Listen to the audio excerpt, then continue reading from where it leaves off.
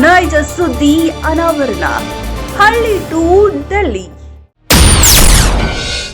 ನಾಡಿನ ಜಲಾಶಯಗಳಿಗೆ ಸಿಎಂ ಸಚಿವರಿಂದ ಬಾಗಿನ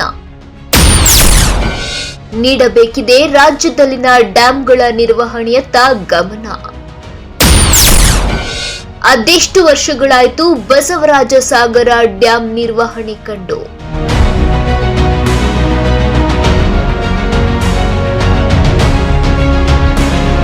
ತುಂಗಭದ್ರಾ ಡ್ಯಾಂನ ಕ್ರಸ್ಟ್ ಗೇಟ್ ಅವಘಡ ಯಾರು ಮರೆಯುವಂತಿಲ್ಲ.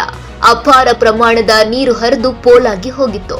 ಬಳಿಕ ತಜ್ಞರ ಸೂಚನೆ ಮೇರೆಗೆ ಬೇರೆ ಗೇಟ್ ಅಳವಡಿಸಿ ಸರಿಪಡಿಸಲಾಗಿತ್ತು. ಆದ್ರೀಗ ಅಂಥದ್ದೇ ಅನಾಹುತಕ್ಕೆ ಆಹ್ವಾನ ಕೊಡುವಂತಿದೆ ನಾರಾಯಣಪುರದ ಬಸವರಾಜಸಾಗರ ಡ್ಯಾಂ. ಅರೆ ಅದೇನಾಯ್ತು ಅಂತೀರಾ? ಆ ಎಲ್ಲದರ ಮಾಹಿತಿ ನೀಡ್ತಾ ಹೋಗ್ತೀವಿ ನೋಡಿ.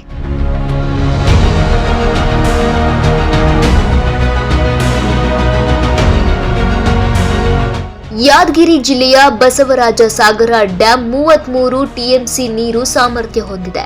ಬಸವರಾಜಸಾಗರ ಜಲಾಶಯ ಸುತ್ತಮುತ್ತಲ 4 ಜಿಲ್ಲೆಯ ರೈತರ ಜೀವನಾಡಿಯಾಗಿದೆ.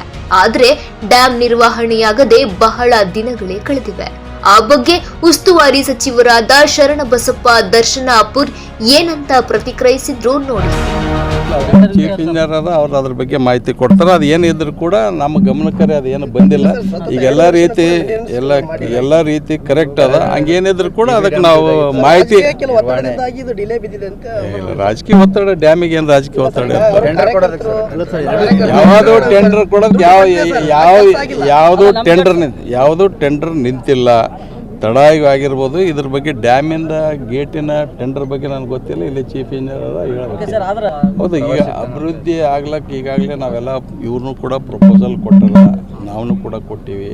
ಅದಕ್ಕಿಂತ ಇನ್ನೊಂದು 200-300 ಕೋಟಿ ರೂಪಾಯಿ ಆದರೆ ನಮ್ಮ ಸಂಪೂರ್ಣ ಯಾವ ರೀತಿ ಆಲ್ಮಟ್ಟಿದಾಗ ಆಗ್ಯದ, ಬೃಂದಾವನಗಳಾಗ್ಯದ ಅದು ಮಾಡ್ತಕ್ಕಂಥ ಒಂದು ಐತಿಹಾಸಿಕ ಪ್ರವಾಸಿಗರ ಸ್ಥಾನ ಆಗ್ತಕ್ಕಂಥದಕ್ಕೆ ನಮ್ಗೆ ಅವಕಾಶಗಳವ. ಅದು ಮಾಡಿಕೊಡ್ತೀವಿ. ಬಂದದ ಟೆಂಡರ್ನೂ ಆಗ್ಯದ. ಹೋದ ವರ್ಷ ಆಗ್ಯದ. ಈ ವರ್ಷ ನನಗೆ ಗೊತ್ತಿಲ್ಲ. ತಿಳ್ಕೊಂಡು ನಿಮ್ಮ ಮಾಹಿತಿ ಕೊಡೋದು. ಹಾಗಂತ ಇಲ್ಲಿ ಟೆಂಡರ್ ಕರೆದೇ ಇಲ್ಲ ಅಂತಿಲ್ಲ. ಕಳೆದ ವರ್ಷ ಟೆಂಡರ್ ಅನ್ನ ಕರೆಯಲಾಗಿತ್ತಂತೆ. ಆದ್ರೆ ಆಗಿನ ಶಾಸಕರು ತಮ್ಮ ಕಡೆಯವರಿಗೆ ಟೆಂಡರ್ ಆಗಿಲ್ಲವೆಂದು ರದ್ದುಪಡಿಸಿದ್ರು ಅಂತ ಜನ ಮಾತಾಡ್ಕೊಳ್ತಿದ್ದಾರೆ. ಹೀಗಾಗಿ ಹುಣಸಗಿ ತಾಲೂಕಿನ ನಾರಾಯಣಪುರ ಡ್ಯಾಂಗೆ 2 ವರ್ಷದಿಂದ ನಿರ್ವಹಣೆ ಕಂಡಿಲ್ಲ.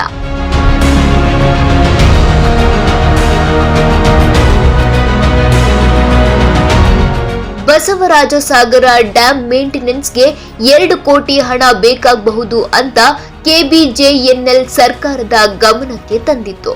ಆದ್ರೆ ಸರ್ಕಾರ 63 ಲಕ್ಷ ಹಣವನ್ನ ಮಾತ್ರ ಬಿಡುಗಡೆ ಮಾಡಿತ್ತು.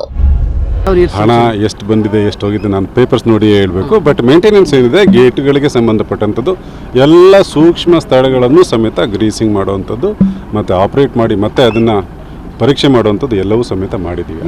ಈ ವರ್ಷ ಕೊಟ್ಟಿದ್ದಾರೆ ಆಗಲೇ ಮಾರ್ಚ್ವರೆಗೆ. ಮಾರ್ಚು ಟೆಂಡರ್ ಮಾಡಲಿಲ್ಲ, ಇನ್ನು ಮಾಡಬೇಕು.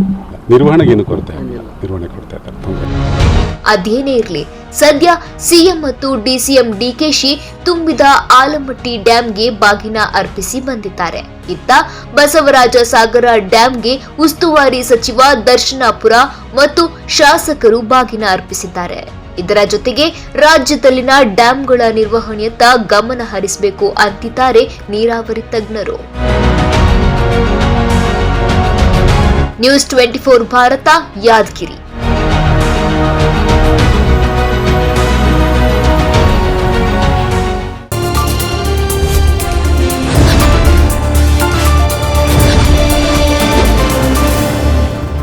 ನಮಸ್ಕಾರ ವೀಕ್ಷಕರೇ, ನೀವಿನ್ನು ನಮ್ಮ ಚಾನೆಲ್ನ ಸಬ್ಸ್ಕ್ರೈಬ್ ಮಾಡಿದ್ರೆ ಕೂಡಲೇ ಸಬ್ಸ್ಕ್ರೈಬ್ ಮಾಡಿ, ಲೈಕ್ ಮಾಡಿ, ಶೇರ್ ಮಾಡಿ, ನಮ್ಮನ್ನು ಪ್ರೋತ್ಸಾಹಿಸಿ.